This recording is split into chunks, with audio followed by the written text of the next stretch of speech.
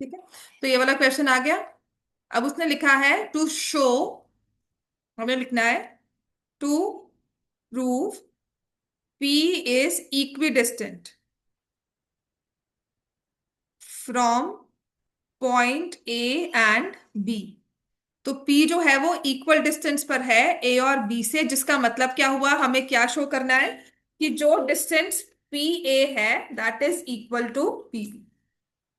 ठीक है, line length of line segment P A is equal to length of line segment P B. Is that clear everyone? ठीक है, अब आ जाओ, इसे हमें प्रूव कर, पहले इतना लिख लो।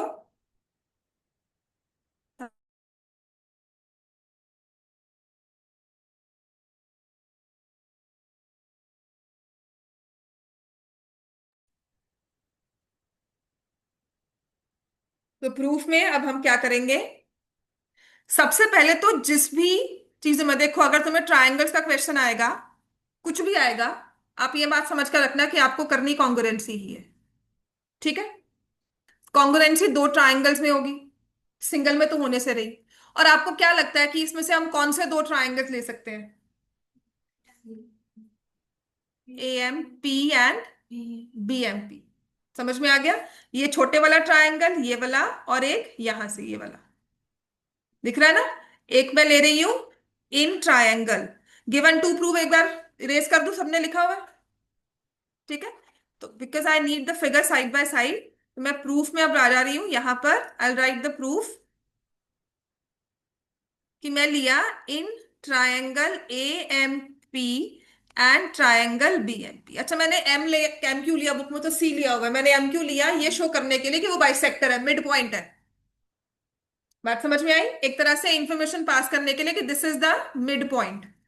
तो इन ट्राइंगल एएमपी, अब गिवन में देखो हमें क्या क्या दिया था, क्योंकि बाइसेक्टर है तो हमने लिखा था ना A M is equal to B M, ये तो हमें गिवन था।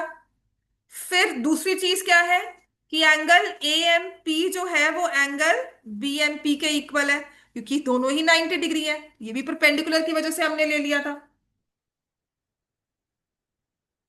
समझ में आ गया? और तीसरी चीज क्या होगी, अब दोनों के ट्राइंगल्स में ये अगर देखोगे ना, यहाँ पे एमपी है, यहाँ पर भी एमपी है, तो ये जो साइड है दोनों में क्या है, कॉमन। राइट, तो अगर मैं कह रही हूं कि इसकी साइड एमपी और इसकी साइड एमपी दोनों इक्वल है, जैसे दो घरों में एक दीवार इक्वल होती है, तो जितनी हाइट एक के लिए दूसरी दूसरे के लिए भी उतनी हाइट ही होती है ना। तो it is same thing, they are sharing a common wall. So इसको हम लिखते हैं कॉमन, कि अगर मैं ये ट्राइंगल ऐसे अलग कर रही हूं, this is A M P, और एक यहां से ऐसे कर रही हूं विच इज, इन दोनों को इकट्ठा जोड़कर एमपी एमपी को कॉमन हो जाएगा, बिल्कुल एक से साथ एक मैच कर जाएगा। ठीक है, so triangle A M P is congruent to triangle B M P. कौन सा रूल लगा आपको बता सकते हो? अब आप चेक करोगे, ये साइड इसके इक्वल थी, ये कॉमन आई थी, और ये एंगल है, तो कौन सा रूल लगा है? S A S, congruency rule. Side angle side, ये तो हो गया। लेकिन वो कह रहा है पी इक्विडिस्टेंट है। अब आपने ये दो ट्रायंगल्स लेकर इनको कॉन्ग्रुएंट किया है, जिसमें आपने ये साइड को इसके इक्वल किया, ये तो आपने कहा कॉमन है, ये एंगल 90 है, तो तीसरी साइड भी कॉमन इक्वल हुई। तीसरी साइड कौन सी हुई इसकी? एपी, और इसकी बीपी। तो मैं लिख दूंगी यहां पर AP is equal to BP, क्योंकि मैं ऑलरेडी प्रूफ कर चुकी हूं कि वो कॉन्ग्रुएंट ट्राइंगल्स का पार्ट है, कॉन्ग्रुएंट ट्राइंगल्स की साइड है, so AP equals to BP which is CPCT. ठीक है, और P is equidistant from A and B. Point P is equidistant from A and B. आपने ये दो क्वेश्चंस और कॉन्ग्रुएंसी के रूल 10-15 मिनट लगाकर घर से पढ़कर लाने हैं। मैं अभी आपको पॉलिनोमियल्स के दो क्वेश्चंस दे रही हूं, आप सॉल्व करो उन्हें।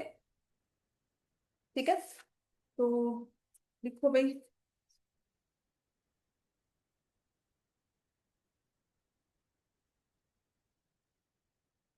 क्वेश्चंस कहाँ पे लिखी थी मैंने?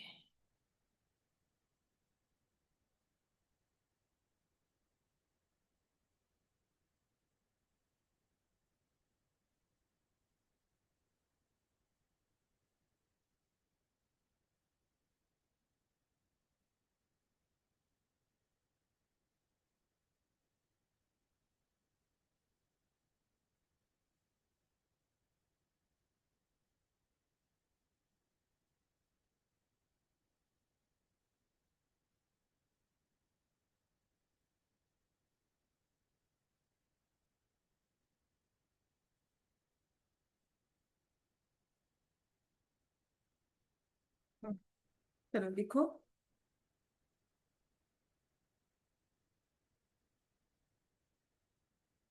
फैक्टराइज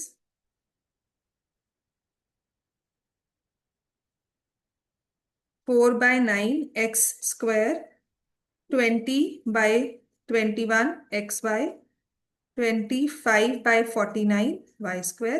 एक तो इसको फैक्टराइज करना है और एक इसको।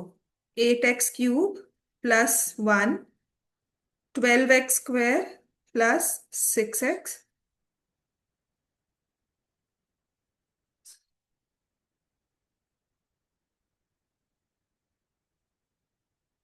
ये 3 क्वेश्चंस हैं। क्विकली फैक्टराइज करो और जाना नहीं है किसी ने भी, बैठना नहीं।